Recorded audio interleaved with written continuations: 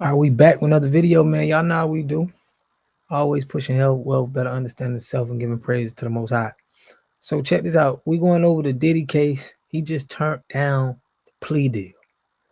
They ain't telling us what the plea deal. I don't know why they trying to keep this court case so secretive. You know, if you go on Law and Crime and Order, you can, we watched the Young Thug trial. We watched so many other trials was televised. O.J. Simpson. This tells you that it's some information that they don't want the public to hear about. Okay, they don't want names that could get drawn into this that they don't want out there. So it's like they're keeping a tight grip of this case, which I think is something fishy to go about that. I hope Diddy just spill the beans and tell on everybody, bro. They ain't gonna do nothing to you. I mean, the worst they could do to you is what they already did. Tell on everybody. But right now we're gonna go over the court, his outfits, what he's trying to wear in court. They're trying to, really put him in a box of what he can wear. I'm gonna let y'all hear it for yourself, but make sure y'all subscribe to the channel, hit that like button, push me on the algorithm. I greatly appreciate that. Without further ado, let's get it.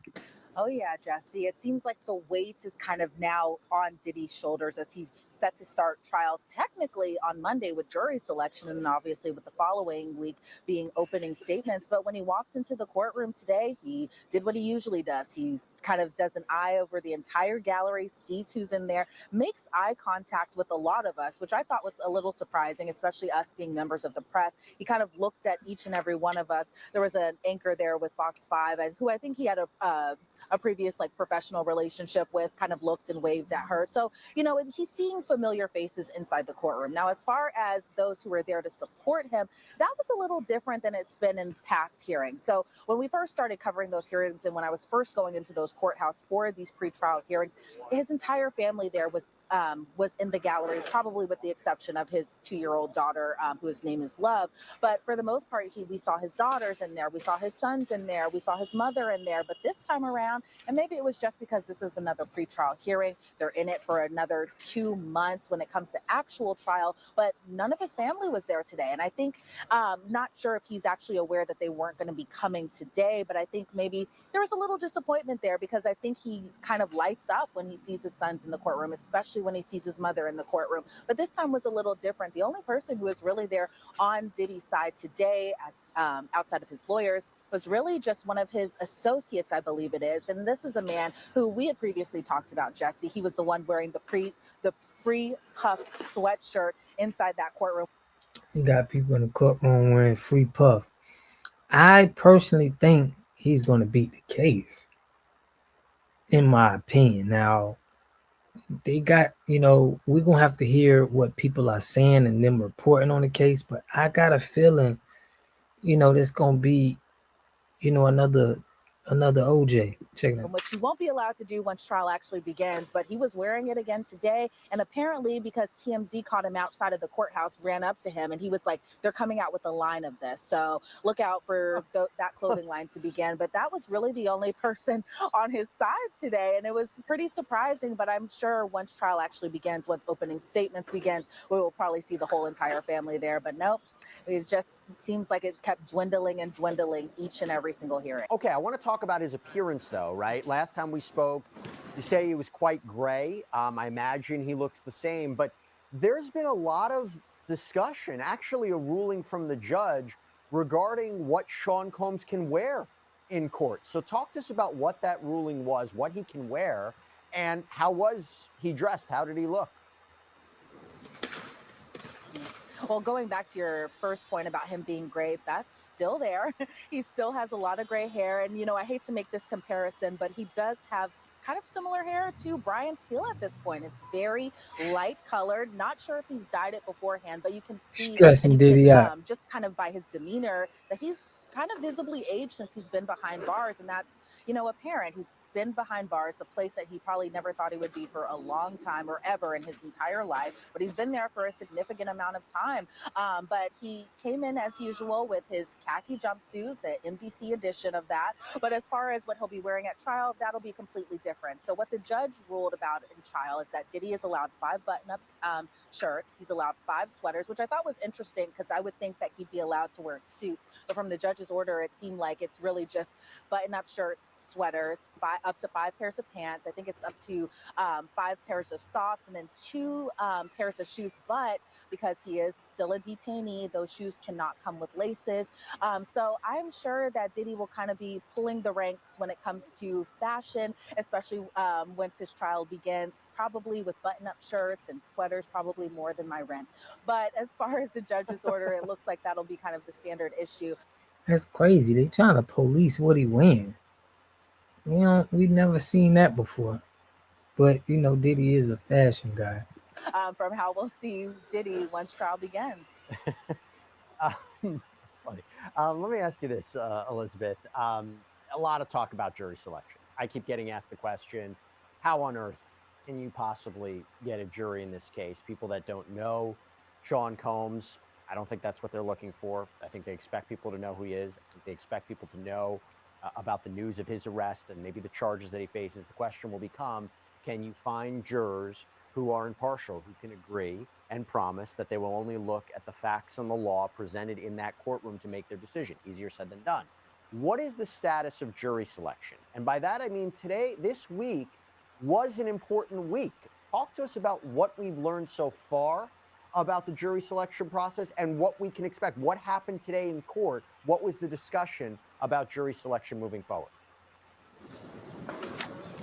Well, what we can expect is that jury selection is planning to start on schedule on Monday. That's going to be May 5th. Beginning, the judge wants the parties to be in at 8 o'clock in the morning. Now, mind you, the federal courthouse doesn't open until 8 o'clock in the morning.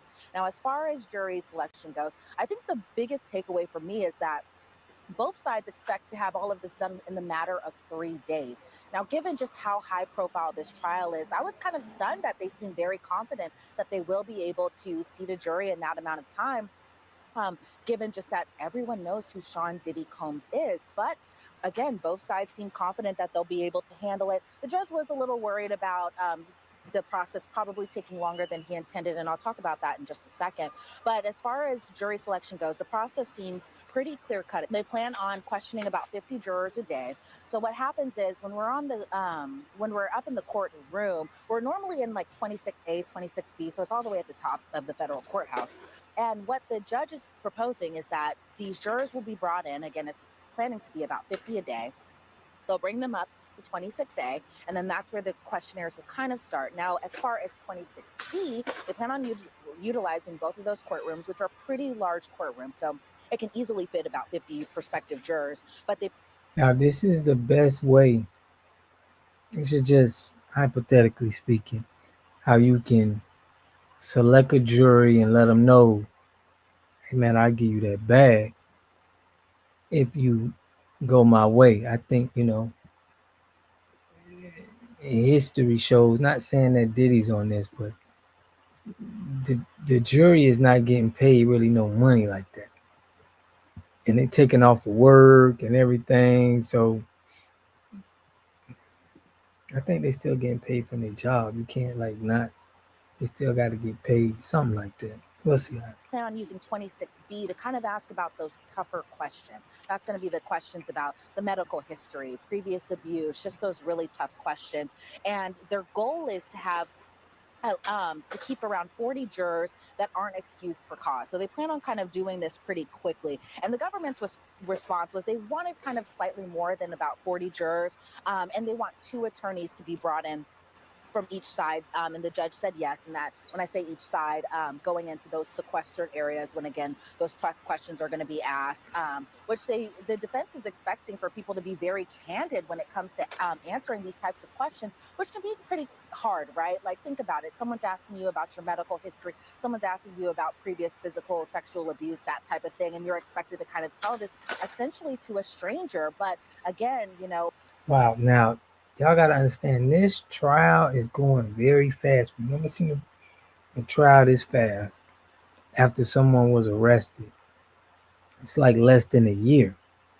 So I don't know, man. If you had to ask me, I think he got the upper hand. I don't know if he got Young Thug lawyer, man. I know he said he wanted him, but that'll be uh that'll be game changing. On both sides, I understand kind of the reasoning for it. They will just want to make sure that everything is very clear cut and they have the right jurors to be seated in that jury box. Now, the defense did kind of have a little bit of an objection when it came to the sequestration and the sequestered questions, I should say. And that was just that the defense wants Diddy to be inside there. But the problem comes with Diddy being there is that these are in two different courtrooms. He is still a detainee. So they were talking about how the marshals would kind of take him back and forth, which could be a security risk. It could be just a terrible risk for the officials to have that even going on. And so they kind of came to a solution is that Diddy will be shown a feed. He'll be able to kind of hear those personal questions that are being asked during the sequestration. And that's kind of the resolution that both sides ended up agreeing to.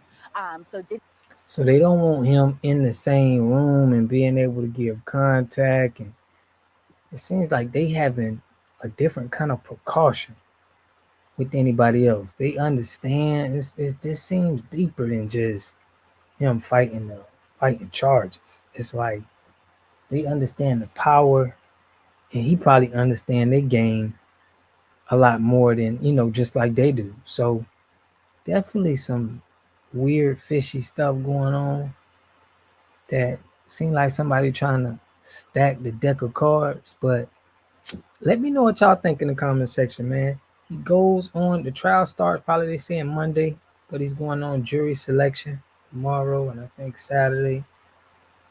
It's very interesting. Do y'all think he gonna beat? Let me know in the comment section if you think he's gonna beat it. If you think he gonna get stuck with the charge. I want to know what y'all think, man. That's a good ratio. I may put that question on my post, but I want to know what y'all think. I'll catch y'all in the next video. Peace and love. You are totally dependent on other people to take care of your needs because you don't have those roots sunk into the ground. To have a community, you must have three things to have a community in it. You must have a wholly independent economic structure that can provide goods, service, products, and things for your own people, and jobs and tax bases for your own people. You should at least control four basic things. You should be trying to control water, food, medicine, and energy to be able to survive. Here we got Mr. Pollock. He had a cornfield. He took advantage of a free water test from us, and this is what we found in this water. We found sulfur, we found hardness, and we solved this problems with an easy fix of 2 tanks. So get your free water test today. Stay blessed. Click the link below.